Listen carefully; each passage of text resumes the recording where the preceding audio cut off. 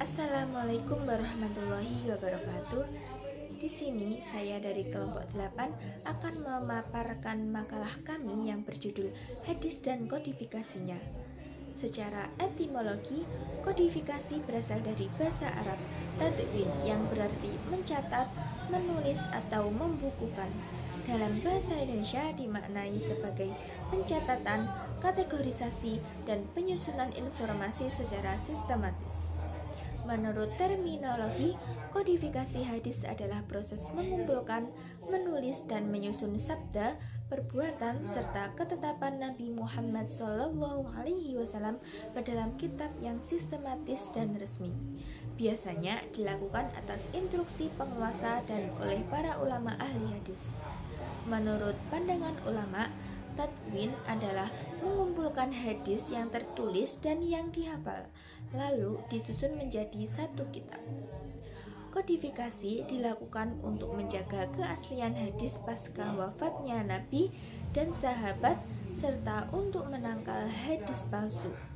Proses ini melibatkan pengumpulan dari berbagai sumber, pemilahan, dan penyusunan tematik. Kodifikasi menjadi tonggak penting dalam sejarah keilmuan Islam karena menjamin keberlangsungan dan otoritas hadis secara ilmiah dari generasi ke generasi. Selanjutnya, proses sejarah kodifikasi hadis beserta tokoh-tokoh yang berperan di dalamnya.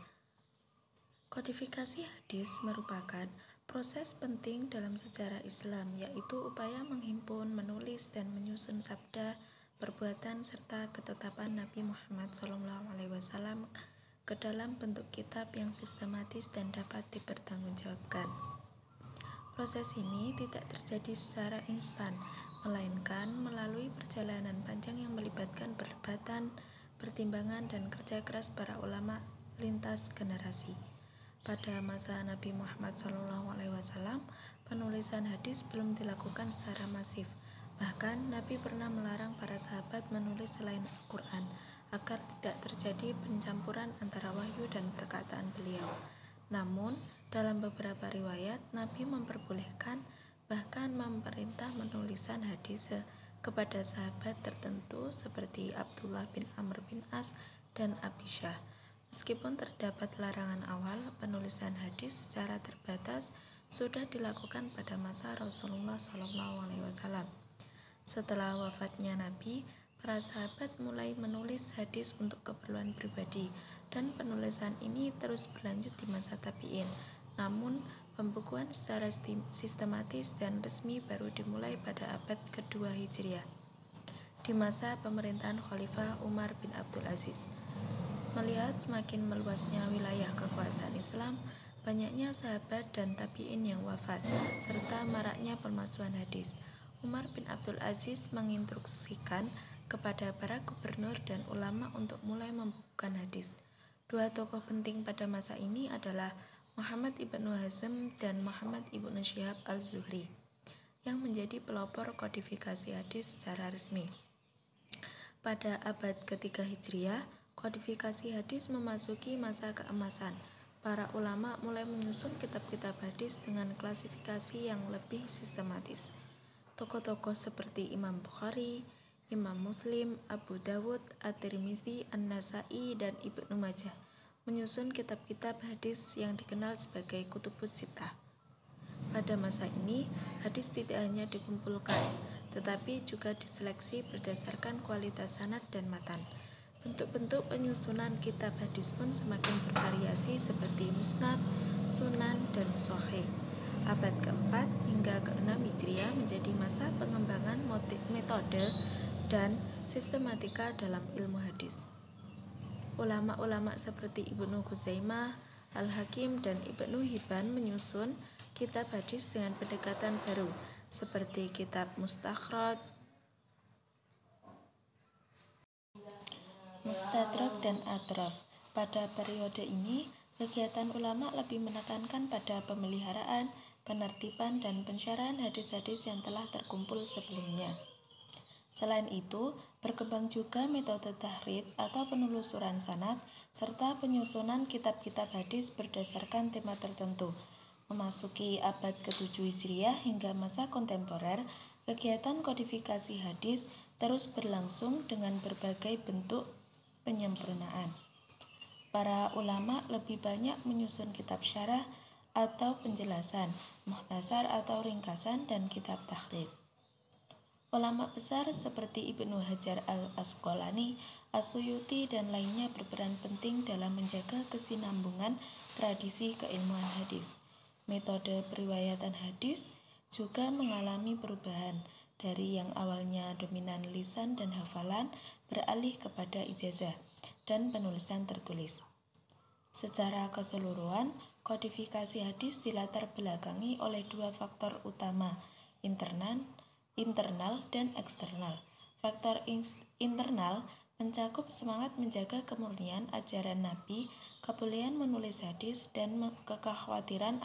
Selanjutnya yaitu tujuan dan manfaat dari upaya kodifikasi hadis. Kodifikasi hadis bertujuan untuk menjaga aslian sabda dan perbuatan Nabi Muhammad SAW agar tidak hilang, tercampur, atau terselewengkan, terutama setelah wafatnya Nabi dan berkurangnya jumlah sahabat penghafal hadis. Kodifikasi ini menjadi langkah penting agar hadis tidak punah akibat wafatnya para perawi, sekaligus sebagai upaya untuk melindungi umat Islam dari penyebaran hadis palsu yang muncul karena kepentingan politik atau kelompok tertentu. Dengan adanya kitab-kitab hadis yang disusun secara sistematis dan ilmiah, umat Islam dapat membedakan hadis yang sahih, hasan, dan dhaif, serta menjadikannya sebagai rujukan yang valid dalam pendidikan, pembelajaran, dan hukum Islam. Selain memudahkan akses ke hadis secara tematik dan terstruktur, kodifikasi juga menjadi dasar perkembangan ilmu-ilmu keislaman seperti mustalah al-hadis, ilmu rijal, dan jar wa ta'dil yang memperkuat fondasi keilmuan Islam lintas generasi. Poin yang kelima yaitu kitab-kitab hadis utama yang menjadi pedoman umat Islam. Kitab-kitab hadis utama yang menjadi rujukan umat Islam dikenal dengan sebutan Kutubus Sittah, yaitu 6 kitab yang disusun oleh para ulama besar untuk menjaga keautentikan sabda Nabi Muhammad SAW. Kitab-kitab tersebut meliputi Sahih Al-Bukhari yang paling sahih setelah Al-Quran.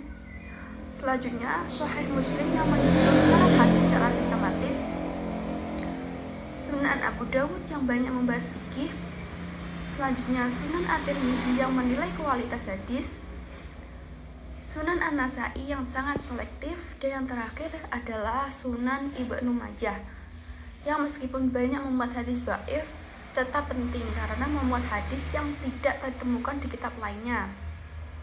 Keenam kitab ini tidak hanya menjadi sumber hukum dan akhlak, tetapi juga menjadi landasan penting dalam pendidikan, kajian fikih, dan ilmu-ilmu keislaman lainnya, menunjukkan dedikasi ulama dalam menjaga ajaran Islam secara ilmiah, autentik sepanjang masa.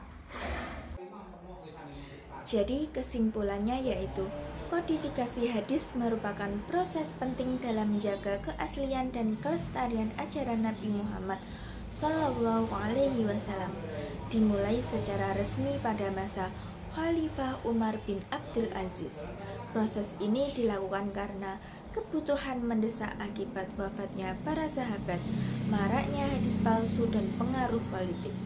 Hasilnya adalah karya-karya besar seperti Kutubus Sittah yang menjadi rujukan utama umat Islam. Kodifikasi ini mempermudah pemahaman, pembelajaran, dan penerapan hadis secara ilmiah dan sistematis. Sekian dari kelompok 8. Wassalamualaikum warahmatullahi wabarakatuh.